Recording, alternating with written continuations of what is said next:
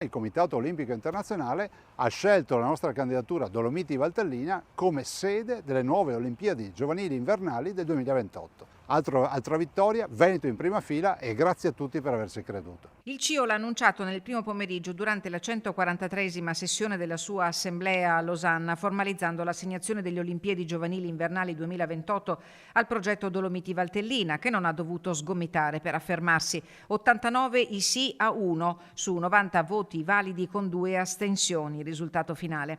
Candidatura unica, già raccomandata lo scorso dicembre dall'esecutivo del Comitato Olimpico Internazionale durante l'assegnazione dell'assemblea. Dolomiti Valtellina 2028 unisce Lombardia, Veneto e Trentino e si poggia sulla legacy di Milano Cortina 2026. Ancora una volta un grande evento in Veneto, nelle nostre Dolomiti, ripercorrendo ovviamente le sedi di gara che sono state realizzate, sono state ammodernate per le Olimpiadi invernali 2026, ma questa volta per un'altra grande occasione. È un'espressione di fiducia del CIO nella capacità dell'Italia di offrire eventi di sport invernali eccezionali e di livello mondiale, ha dichiarato il presidente Thomas Bach.